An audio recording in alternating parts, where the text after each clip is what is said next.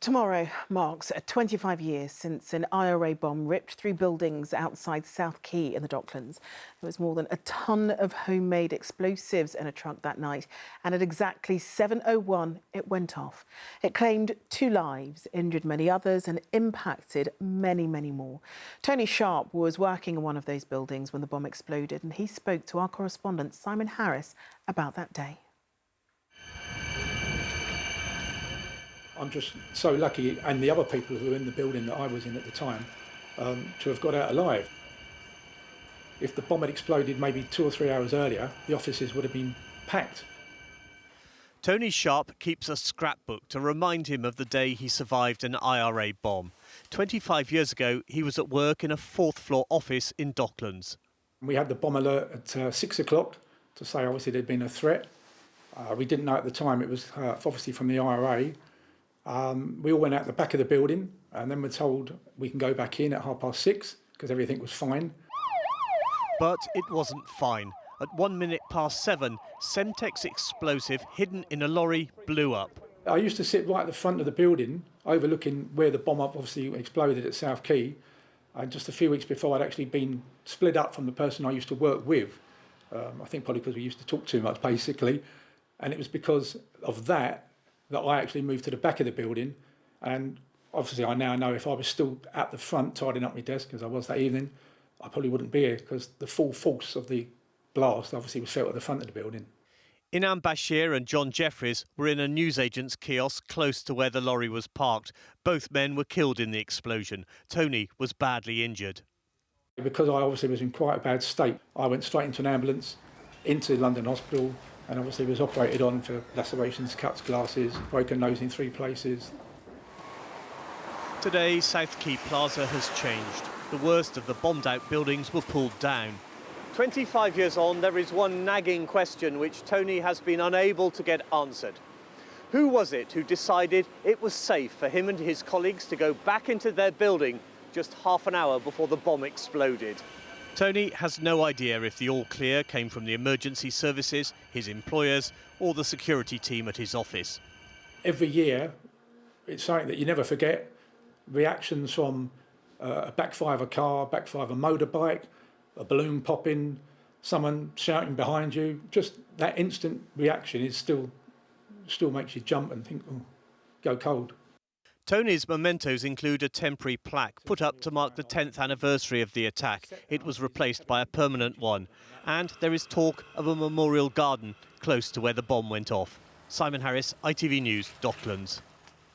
Good evening. It's been 3.5 years since the tragedy of Grenfell revealed the true and shocking extent of how many other buildings in the capital were unsafe. Since then, thousands have been living in the knowledge that their homes could go up in flames. Many have had to foot the cost of repairs and 24-hour waking watches. Today, the Housing Secretary offered some relief, £3.5 billion to remove cladding from the most unsafe buildings, but only those over 18 metres. Leaseholders in buildings under 18 metres have been offered government loans instead, and there is no money for any other building fire safety issues or fire wardens. Our political correspondent Simon Harris reports. For many Londoners, it's the ultimate dream home, a riverside apartment overlooking the Thames. But for almost 1,000 people living at Royal Artillery Quays in Woolwich, the dream turns sour.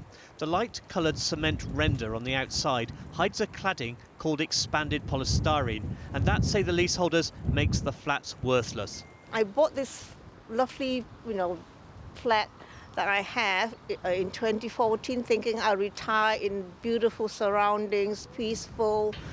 And now it's a nightmare. In 2019, when I put it on the market, the surveyor from the lender's side came in and told me that my flat was worth nothing now, and I'm unable to sell it, and I'm facing crippling bills and potential bankruptcy. The Residents' Association reckons it'll cost around £16 million to strip the cladding from the 8 blocks. Leaseholders already have to pay £500 a year for fire wardens to patrol the estate, known as a waking watch. Cladding wasn't the only problem exposed by the post-Grenfell focus on fire safety and building regulations.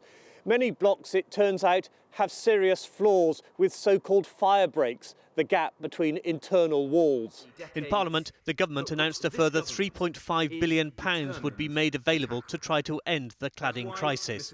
Today, I'm announcing an unprecedented intervention.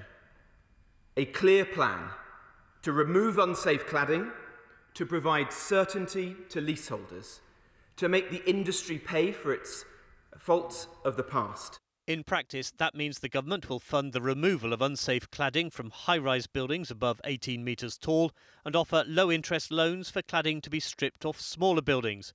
What the government won't fund are waking watches and internal fire safety work like fire breaks.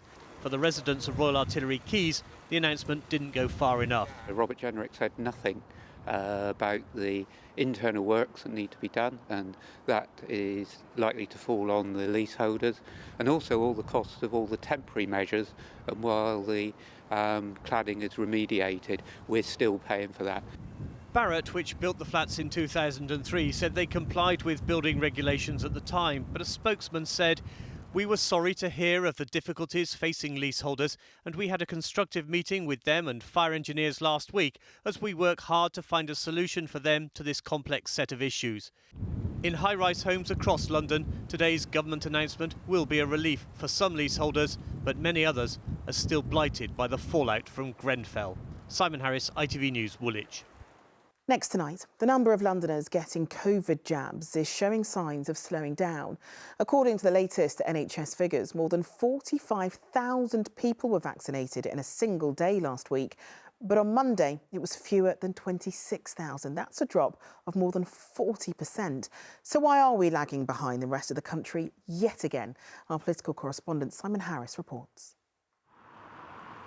Wembley's mass vaccination centre wasn't doing much trade. There were no queues, and even though they can inoculate 1,000 people a day, we were told they were expecting just 300 today. For some, getting their jabs, it's a bonus. It's not very busy today. No. It's not very busy. It's quiet, and it was all right. Just relaxing. The nurse was very good. Her name was Julie. She was very good. When the vaccination centre at Excel opened its doors in January, people queued for an hour. But since the start of this month, the number of Londoners getting inoculated has slowed down. Last Monday, more than 38,000 people received their first dose of the COVID jab. By Friday, that had risen by 17% to more than 45,000 people in a single day. But at the start of this week, the numbers were down by 43% to 25,000 doses. New vaccination centres open every week. There are now more than 200 in London. This one's in Ealing, where it's 3 o'clock in the afternoon and there are no queues. Like Wembley, Ealing can handle 1,000 jabs a day, but today they anticipated around 200. It's not so busy, but all the stuff, many stuff inside, yes. So it's very empty? Yes. Just you? Yes. Dr Onka Sahota is a GP in Southall and chair of the London Assembly Health Committee. He said the figures were disturbing. Of course it's worrying.